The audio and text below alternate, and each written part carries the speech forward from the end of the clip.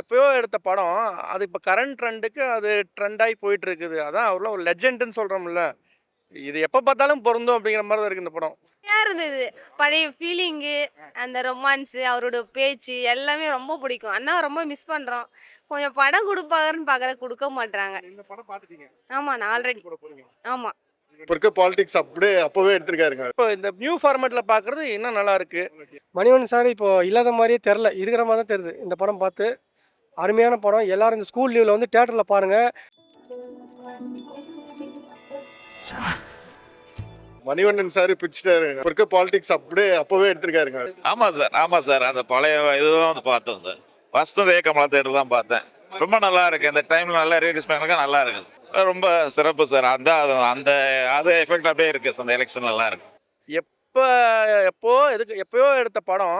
அது இப்ப கரண்ட் ட்ரெண்டுக்கு அது ட்ரெண்ட் ஆயி போயிட்டு இருக்குது. அதான் அவர்லாம் ஒரு லெஜெண்டுன்னு சொல்றோம்ல. இது எப்ப பார்த்தாலும் பொருந்தும் அப்படிங்கிற மாரி தான் இருக்கு இந்த படம்.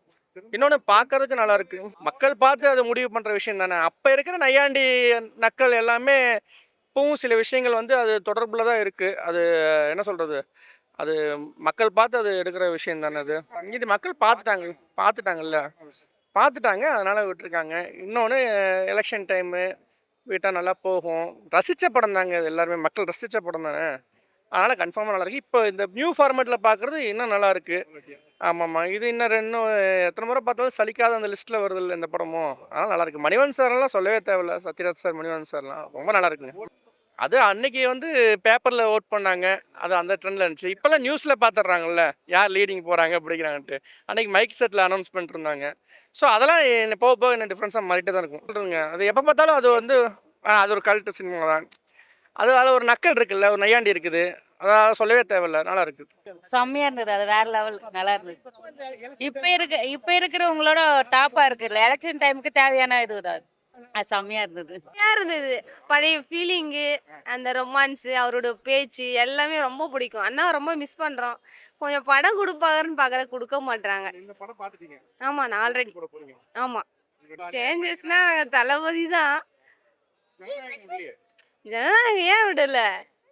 அது அண்ணாவுக்கு தான் ஓட்டு. இருந்தாலும் இந்த அண்ணாவும் எங்களுக்கு ரொம்ப பிடிக்கும். அவரையும் மிஸ் பண்றோம். வந்தா நல்லா தான் இருக்கும். இல்லை, அம்மைப்படை மாதிரி ஒரு படமெல்லாம் வேணும்னா இன்னொரு ஜென்மம் வேணும் அதுக்கு. உண்மையிலே அந்த மாதிரி படமெல்லாம் மணிவண்ணன் சாரால் தான் முடியும். இல்லை டைரக்ஷன் சொல்கிறேன். நடிப்பு சத்யராஜ் சார் உண்மையிலே சூப்பரு. இல்லை, அவங்களுடைய 2 பேர் காம்பினேஷனில் இனிமேல் திரும்ப அந்த மாதிரி ஒரு படம் வேணும்னா வாய்ப்பே இல்லை. அது அம்மாவாசை தான் ஹீரோ இல்ல. அம்மாவாசை தான் ஹீரோ அது. ஆமாம், சத்யராஜ் சார்னா அம்மாவாசை ஹீரோ தான். இல்லை, மணிவண்ணனுடைய டைரக்ஷன் சொல்கிறேன் நான். ரைட்டிங்லாம் வந்து அடிச்சிக்க முடியாது அதெல்லாம். எனக்கு இந்த படம் வந்து நான் நிறைய பேர் சஜஸ்ட் பண்ணியிருந்தாங்க. நான் யூடியூப்லேயே பார்த்துருந்தேன். அதனால சரி வெயிட் பண்ணிருந்தேன். ஒரு ரீரிலீஸ் ஆகும் போது அந்த டிரான்ஸ்ஃபார்மேஷன் சீனுக்காக கண்டிப்பாக பார்க்கணும் அப்படின்னு வெயிட் பண்ணிருந்தேன். அது அந்த சீனுக்காக பார்க்கணும் அப்படின்றது. அதனால் ஓப்பன் ஆன உடனே ஃபஸ்ட்டாக புக் பண்ணிட்டு வந்துட்டேன் நான். ஹீரோயா நமக்கு இவர் சத்யராஜ் தான். அது அமாவாசை. அது பயங்கரமாக இருந்துச்சு. லைக் அது என்னது, அந்த டைம்லேயே சொல்கிறதுக்கு வந்து ஒரு கட்ஸ் வேணும்ல. அரசியல் இப்படி தான் இருக்கும் அப்படின்னு காட்டுறதுக்கு.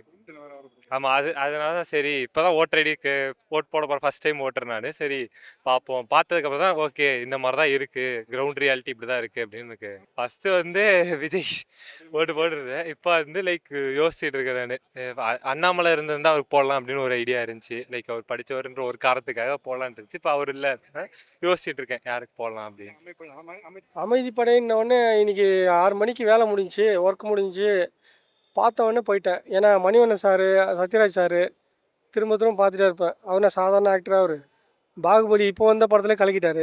அப்போது கலக்குன்னு கலங்கினேன் ஒரு காலத்தில். அப்போ நான் வந்து 10 ரூபா டிக்கெட்டில் போனேன்னு நினைக்கிறேன். அப்போது உதயன் தேட்டரில். இப்போ உதயன் தேட்டரே இல்லை. கமலாவுக்கு வந்திருக்கேன். சரி பழைய ஞாபகம் பார்க்க வந்தேன். அமாவாசை அதெல்லாம் செம்மையாக இருக்கும். அல்வா மேட்ரு, தேங்காய் பொறுக்கிறது. முதல்ல அந்த படத்தில் இருக்கிற சீட்டு உக்கார ஏங்க, அது நான் இதில் எதுவும் சொல்லாமல் விட்டேனுங்க. அது வேறு லெவல் தலைவர்.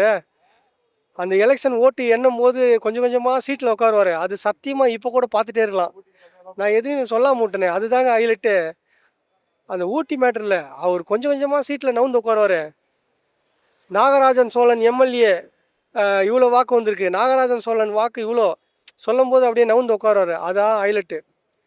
அந்த பேரை சொன்னாலும் எனக்கே புல் அரிக்குது, நாகராஜன் சோழன் எம்எல்ஏ. அதனால் நான் எதுவும் சொல்கிறதுக்கு இல்லை. சத்யராஜ் சார் அந்த படத்தில் கலக்குன்னு கலக்கியிருப்பார். அதே அவருக்கு வந்து ஒரு 50-100 படத்துக்கு சமம்.